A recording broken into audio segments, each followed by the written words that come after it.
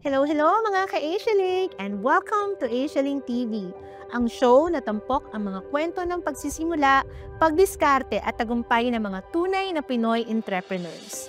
Ngayong episode, makikilala natin ang isang negosyanteng punong-puno ng drive at determination, si Miss Janice Mariano. Isa siyang successful entrepreneur na may resort, salon, hardware, and construction franchise. Yes, all at the same time. Pero higit sa dami ng negosyo, ang matututunan natin ngayon ay kung paano mag-manage ng oras, mag-prioritize, at mag-stay grounded kahit dumarami ang responsibilidad. Let's dive into the story of Miss Janice Mariano right here on Asialink TV.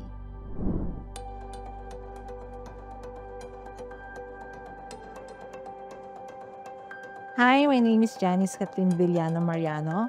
I am the owner of Ia Sky Garden Private Resort, Mariano Builders, and Cat Salon and Spa. Dati akong empleyado, isa akong concierge sa Ayala Malls, Trinoma. Nakilala ko yung husband ko through Facebook. Nag-start kami sa isang networking business company. Actually, ang goal lang talaga namin is magkaroon lang talaga ng sarili naming sasakyan. Yun yung unang-unang goal namin.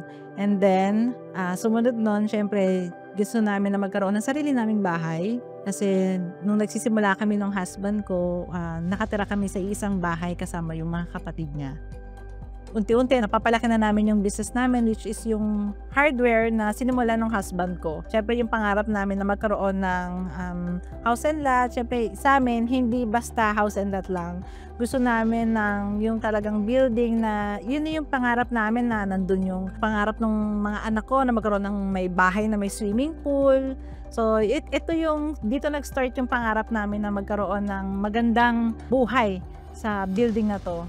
Kaya lang, nung time na ginagawa tong building namin, naloko kami ng contractor namin. So, yung binayad namin na 12 million is na baliwala kasi inulit namin yung building namin. So, dinemolish ulit yung building. So, balik ulit kami sa umpisa. So, nung time na yon, sobrang struggle kasi hindi namin alam kung saan kami kukuha ng pambayad para dun sa mga loans namin na para ibayad na namin kasi dun sa contractor eh. So, dun pumasok na naisip ng husband ko na what if yung hardware namin na maliit is ipa-franchise namin. Kasi sa Pilipinas, walang nagpapa-franchise ng hardware. So, unti-unti, dumami yung mga franchisee namin. Meron na kami more than 200 branches nationwide. Meron na kami sa Luzon, Visayas, hanggang Mindanao. Meron tayong franchise at branch ng Mariano Builders. Kaya lang, nung pumasok kami sa politics, yung husband ko, dun talaga yung pinaka naging struggle namin.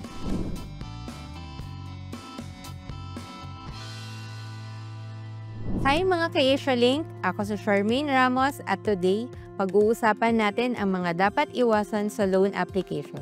Ang tinatawag nating red flags na pwedeng magpabagal o tuluyang mag-reject ng inyong application.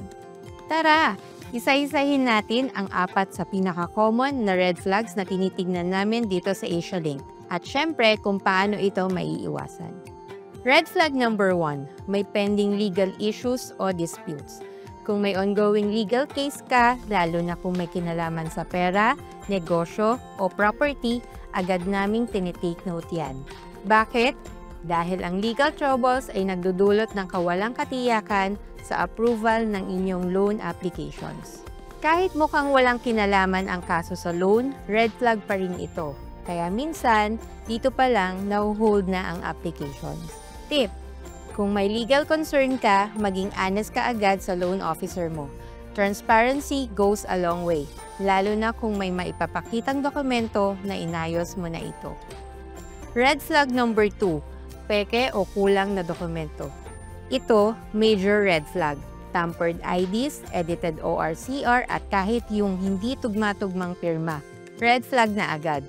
Tandaan, ang mga dokumento mo ang proof ng identity, capability at credibility mo. Kaya kung may kahina-hinala sa mga documents mo at kahit hindi peke, kung kulang o expired, pwedeng makadelay o makareject sa applications.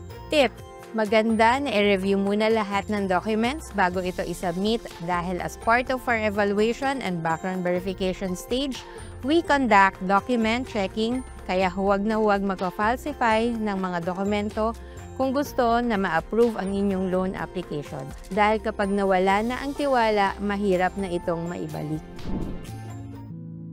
Yung pinakamalaking hamon na pinagdaanan namin ng husband ko is yung pumasok kami sa politics. Nung time na yon na okay naman na lahat ng businesses namin, so pumasok kami sa politics, so dun talaga naubos lahat ng mga resources namin kasi hindi namin inasahan eh. Tapos yung mga employee namin, syempre wala kaming business that time, so kailangan pa rin namin silang i-sustain. And then, wala kaming choice kundi ituloy pa rin yung business namin. So, doon kami nag-start na mag-isip ng ibang paraan kung paano namin ma-survive yung mga tauhan namin, yung business namin, na hindi sila mawalan ng trabaho. Unti-unti nakabalik kami. Inisip ko kung ano yung pwede naming gawin ulit para yung mga employee namin is hindi mawalan ng trabaho. Doon yung friend ko na nag-suggest sa amin na why not mag-loan sa Asialink nga, na kahit yung ORCR lang nung mga truck namin, kasi marami kaming truck eh, na at least magamit namin para makapag-start ulit kami. Parang 1 to 2 weeks lang, na-approve na niya agad yung loan ko, and then nagamit ko na siya. So yun na yung nag-start na in-renovate ko na yung isang space ko dun sa baba para maging salon and spa.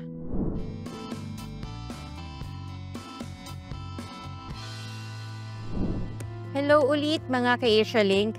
Tuloy tayo sa usapang red flags at paano natin maiiwasan. Red flag number 3, unstable o hindi ma-verify na income plus poor credit history. Kapag nag-a-apply ka ng loan, isa lang ang tanong, kaya mo ba talagang bayaran on time at every month? Kung ang income mo ay palaging pabago-bago o walang maipakitang proof at walang bank records o payslips, red flag na agad yan. Idagdag pa natin kung may mga past due sa ibang loans, bounce checks o history ng late payments, mas lumalaki ang inyong risk. Tip: mahalaga na stable at nabe-verify ang income mo. Secured palagi by documents at consistent and no payment issues sa mga past loans mo. Isa ito sa magiging basehan kung bakit ma-approve ang inyong loan applications. Red flag number 4, vague o hindi malinaw na loan purpose. Marami pa rin ang nagsasabi ng bahala na kung saan gagamitin o kailangan ko lang talaga ng pera. Medyo red flag yan ka-Asialink. Kailangan, as a borrower, alam mo kung saan gagamitin ang loan. Pwede itong pangdagdag puhunan, pambili ng supplies, o pang-expand ng tindahan. Kapag malinaw ang plano mo, mas kita naming ready ka to get the loan. Kapag vague ang sagot, parang walang direction at baka ma-misuse ang loan, it may increase your risk. Tip: bago ka mag-apply, planuhin munang mabuti, isulat, and be specific. Ang loan ay parang tool. Mas useful ito kapag alam mo kung paano at kung saan ito gagamitin. At yan ang pro tip natin today from Asialink. Ako si Charmaine Ramos at tandaan, kung gusto na ma-approve ang applications, dapat ay documented, maayos ang credit history at malinaw ang loan purpose. Ingat palagi mga ka-Asialink and thanks for joining us today.